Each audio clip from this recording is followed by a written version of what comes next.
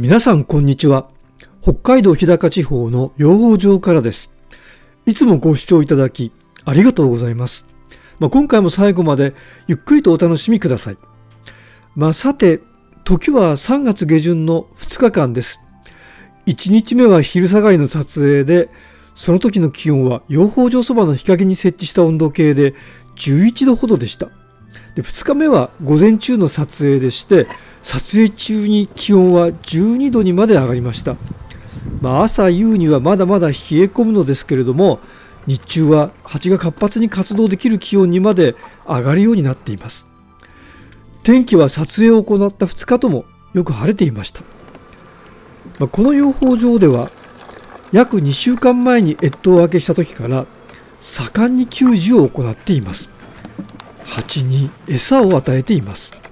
そこで今回はその給餌に焦点を当てたお話をします。給餌の方法は2つです。1つは酒粕と蜂蜜の混合物を口の広いプラスチック製容器の中に入れて、さらにその容器を逆さにして口の方を下にしながら巣枠の上山の上に置くというやり方です。この私たちの自家製の餌を蜂たちは大好物のようです。もう一つの給餌の方法は、巣箱の中で巣枠と並べて入れてある給餌器に蜂蜜を溶かしたものを注いであげるという方法です。なお、どちらの給餌の方法でも蜂蜜を使っています。しかし使っているのは、この養蜂場で採れた自家製の蜂蜜です。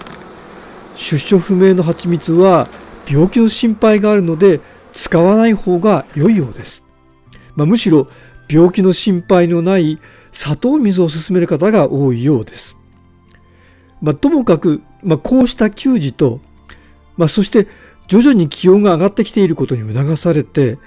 女王蜂の産卵が進んでいる群があります。この群では女王蜂のお腹が膨れ上がっています。ここの女王蜂はすでに3年目です。残念ながら今回は女王蜂の姿を映像に収めることはできませんでした。これは2年前のミツバチヘギイタダニの災いを乗り切った強者の女王蜂です。今年も彼女は春から頑張ってくれています。そしてすでに有害胞子の巣房があります。巣房は幼虫がさなぎになる直前に蓋がされます。ここから逆算して考えると、今有害胞子があるということは、産卵は遅くとも8日から9日前には始まっていたことになります。女王蜂が盛んに産卵を行って、卵からかえった胞子が順調に育っているのを見るのは、養蜂家にとっては頼もしい限りで、心がウキウキする楽しいことです。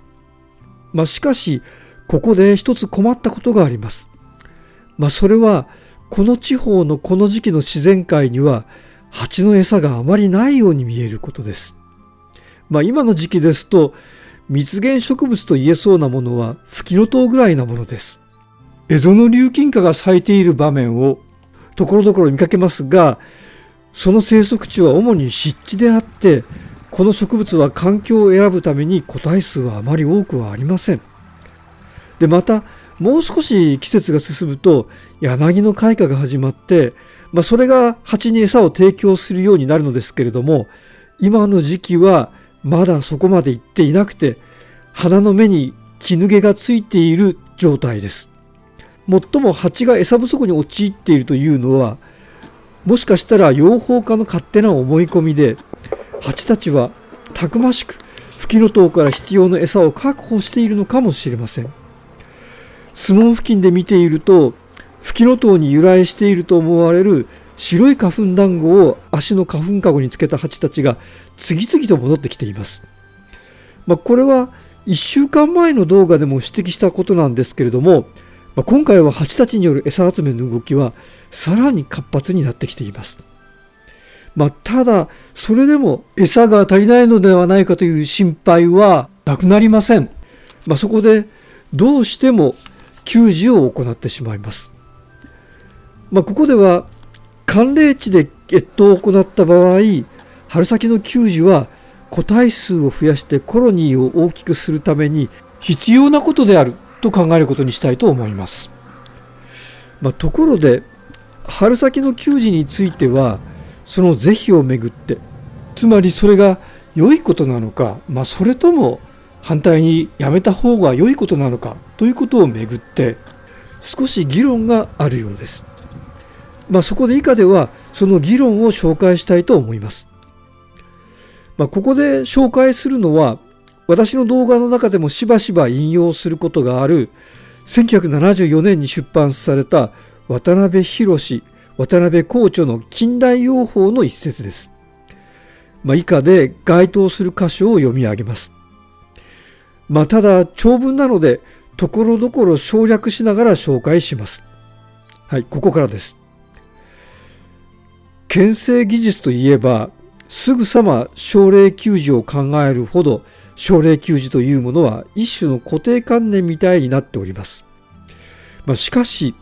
果たして奨励給仕というものは一般に考えられているほど効果のあるものなのでしょうか。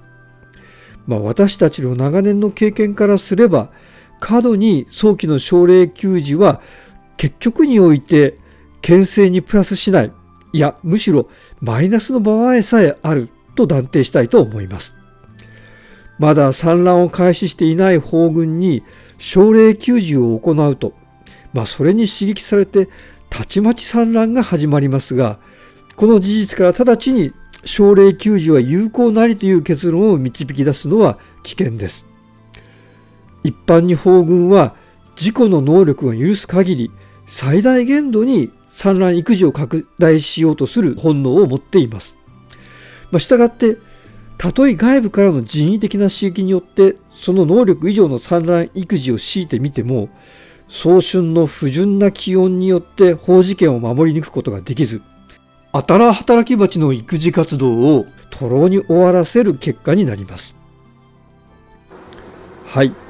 ここまでです。ここに書かれていることは春先の給仕によって産卵育児が刺激されるが、不純な気温の下で蜂たちは育児権を守ることができず、働き蜂が消耗するだけの結果に終わりかねないということのようです。ただ不純な気温がどうして蜂事権を守ることができないことにつながるのかはここでは必ずしもはっきりと説明されてはいません。しかし推測するに、春先には自然界からの餌の供給が途切れがちになるので育児に支障が出るということなのではないかと思われます。つまりここでは奨励給仕という言葉に端的に示されているように、春先の給仕は産卵を刺激するためのもので、卵から生まれた幼虫の世話は、どうぞ蜂たちが自分たちで集めた餌でやってくださいという状況がどうも想定されているように思われます。そこでこの本の中では奨励給仕と区別しながら補助給仕という言葉が登場します。補助給仕については次のように説明されています。ここからです。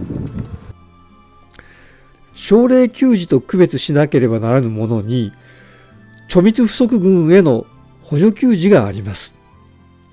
いくら奨励給仕がプラスにならないといっても、貯蜜不足群への補助給仕は一時にどっと大量に行い、基礎貯蜜ができるまで続けねばなりません。特に育児開始後の貯蜜の激減ぶりは驚くべきもので、これに比べれば晩秋から育児開始までの貯蜜消費量などは問題にならぬほど微々たるものです。一般に越冬群は冬の最中に全滅するものよりも春先になってから全滅するものの方がはるかに多い。ここまでです。補助給仕というのは先ほどの産卵を刺激する給仕ではなくて、産卵開始後の育児の過程で蜜不足に陥った群に対する給仕のことです。こうした補助給仕は奨励給仕とは反対に積極的にやらなくてはいけないと述べられています。また、蜜不足は春に育児が始まってから起こることなのであって、それと比べると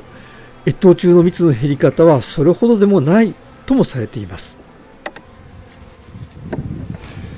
最後に、こういった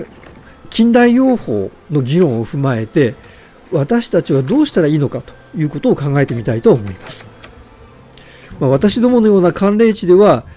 越冬中の蜜の消費も結構な量になるので、越冬明け早々に給仕を行うことは餓死を防ぐためにどうしても欠かせないものだと思います。これは補助給仕と言えるでしょう。しかしこの給仕は同時に女王蜂の産卵をも刺激するために奨励給仕の面も持っています。その結果、春の北国の寒冷地の自然環境からするならば、時期尚早の産卵ブームが起こることになります。そして多くの幼虫が生まれてきます。しかし生まれてきた幼虫は自然界の餌不足のために放っておいたならば順調に育たないリスクがあるので、私たちは今度は補助給仕を行って栄養補給する必要があります。要するに寒冷地では越冬明け直後から奨励給仕と補助給仕を連続的に積極的に行わなくてはいけないのだと思います。これが北国流の牽制なのだと思います。寒冷地では牽制のために越冬明けから積極的に給仕し続けなくてはいけないのでしょう。こういった給仕がタンポポの時期頃まで続くのだと思います。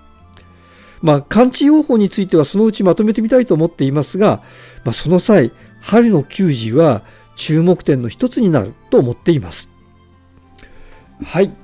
今回はこの辺で失礼させていただきます。いかがでしたでしょうか。なお登録高評価で応援していただけると大変に励みになりますので、よろしかったらお願いいたします。最後までご視聴いただきありがとうございました。それでは次回またお会いする時までごきげんよう。さようなら。